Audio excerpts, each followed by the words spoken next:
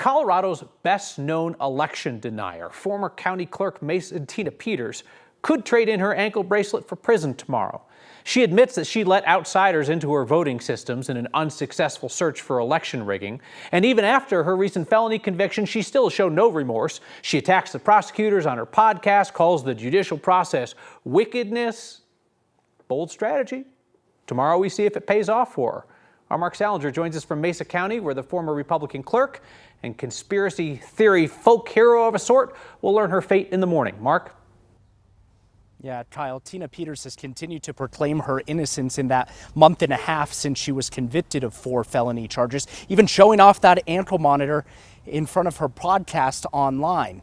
Now, we'll find out tomorrow what she is sentenced to. She's facing up to roughly 2 decades in prison, though she could walk out of here facing no prison time at all.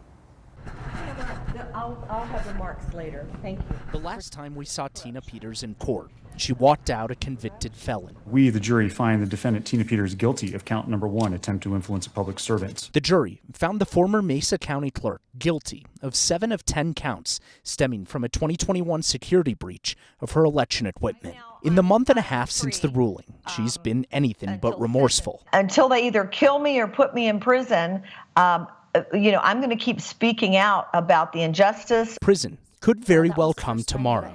Prosecutors say she granted conspiracy theorists illegal access to voting systems in her county as she searched for proof of voter fraud.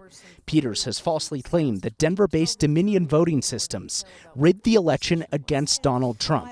She's peddled unfounded lies about the 2020 election since her arrest. Trump allies like My Pillow guy Mike Lindell have helped fund her legal defense. The judge is going to have a very difficult job in this case because we have a person with no prior felony convictions, no prior misdemeanor convictions.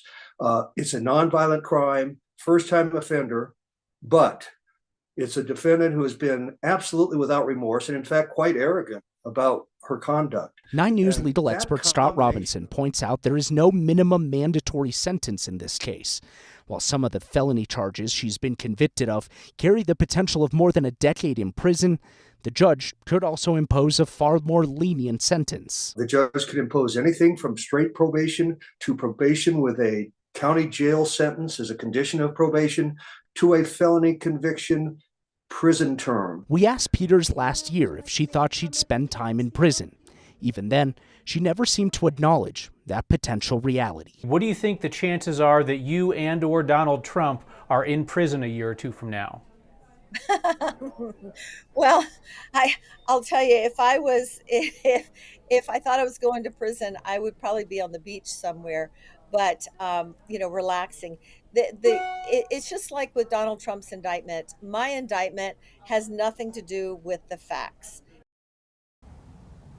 Again, a jury disagreed with Tina Peters there that her indictment had nothing to do with facts and convicted her of 7 of the 10 counts that she was facing. Her sentencing is scheduled to begin tomorrow morning at 9:30 a.m. here in Grand Junction. Tina Peters has been asking for prayers online, and Kyle saying that the deep state is still out to get her. This is going to be fascinating tomorrow, Mark, because people can speak to the judge on her behalf before sentencing, and they could get up there and say, Tina Peters is a nice lady, go easy. Or they could get up there and say, hey, judge, up yours.